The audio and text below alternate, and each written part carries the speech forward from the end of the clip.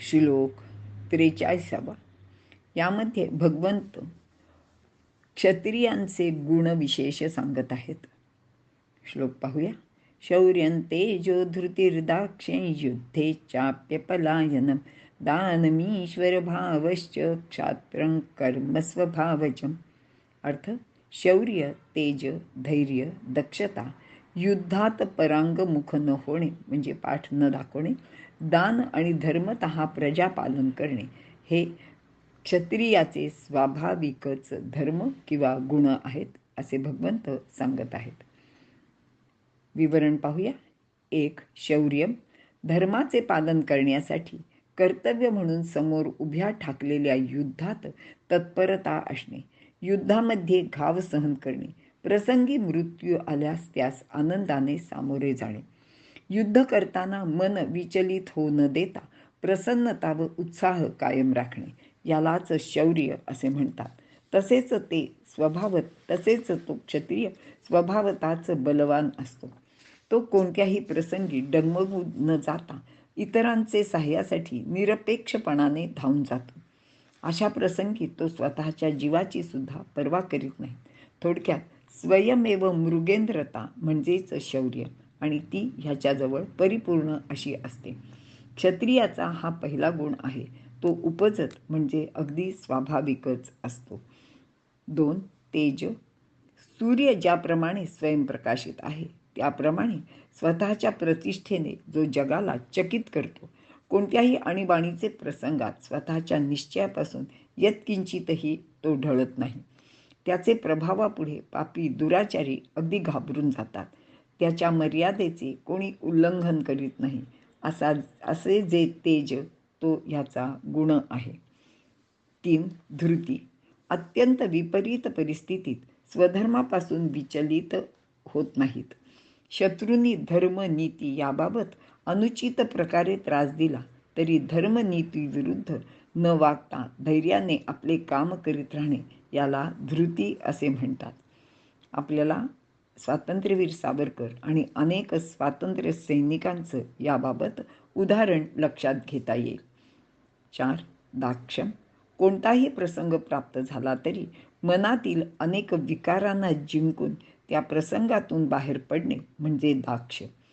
तसेच प्रजेवर शासन करून त्यांना व्यवस्थित ठेवून प्रजेचे योग्य संचालन करण्याचे चातुर्य योग्यता असणे यालाच दाक्ष असे म्हणतात. थोडक्यात प्रत्येक प्रसंगात दक्ष किंवा सावध असणे. अर्थात ह्याचे दुसरे कुठलेही उदाहरण न देता मी शिवाजी महाराजांचंच उदाहरण आपल्याला डोळ्यापुढे आणायला सांगेन. 5. युद्धे चाप्य पलायन. युद्धामध्ये कधीही पाठ न दाखवणे, युद्धातून पळून न जाणे, शेवटच्या क्षणापर्यंत झुंजार वृत्तीने लढणे, मनात पराजयाचा विचारसुद्धा न करणे. या गुणांचा मात्र अतिरेक नको, कारण येथे सारासर विवेकबुद्धीची सुद्धा गरज असते. क्वचित प्रसंगी पुढील विजयासाठी युद्धात माघार घ्यावी लागते, पण मनातून पराजय न स्वीकारता पुढील युद्धाची तयारी करण्यासाठी ती माघार असते.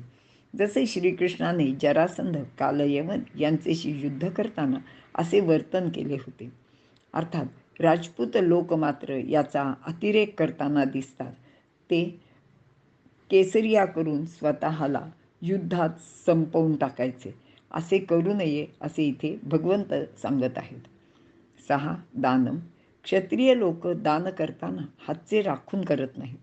ज्याप्रमाणे वृक्ष आपली फुले फळे सर्व काही इतरांना देऊन टाकतात, त्याप्रमाणे हा आपल्या सर्वस्वाचे दान करताना मागे पुढे पाहत नाही. दान देणे हा क्षत्रियांचा स्वभाव आहे, आणि याचे उत्तम उदाहरण आपल्याला माहिती आहे ते म्हणजे रघुराजाचे. काही ठराविक वर्षांनी ते आपली सर्व संपत्ती दान करीत असेल. अशी ही उदारता हा क्षत्रियांचा जन्मजातच स्वभाव आहे. 7. ईश्वर भाव. परमेश्वर ज्याप्रमाणे सर्व चराचर सृष्टीचा मालक किंवा स्वामी आहे, तसा तो सुद्धा म्हणजे हा क्षत्रिय सुद्धा सर्वांचा पालक सुद्धा आहे. क्षत्रिय लोक स्वतः बलशाली शूर असतात.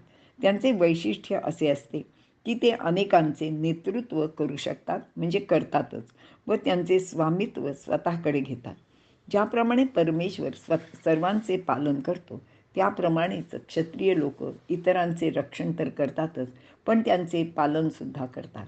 त्याचबरोबर सर्वांना आपल्या शासनाद्वारे मर्यादेनुसार चालविण्याचे कार्यसुद्धा ते करतात.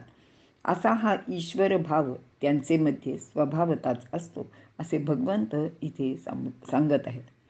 क्षात्रं कर्म स्वभावजम, जो सर्व प्रजेचे रक्षण करतो, त्याचे योग्य ते पालन पोषण करण्याची जबाबदारी स्वीकारून ती पार पाडतो, त्याचे नाव क्षत्रिय आहे. क्षतात त्रायते इति क्षत्रिय, आणि त्याची जी स्वाभाविक कर्मे आहेत त्यांना क्षात्रकर्म असे म्हटलेले आहे.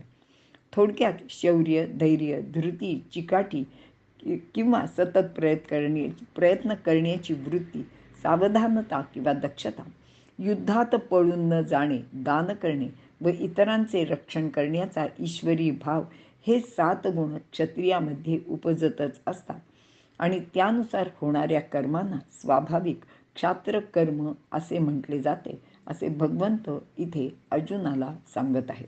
इथे आपण थांबूया आणि पुढील श्लोकात भगवंत वैश्य आणि शूद्र यांचे बद्दल आपल्याला सांगणार आहेत, ते पाहूया.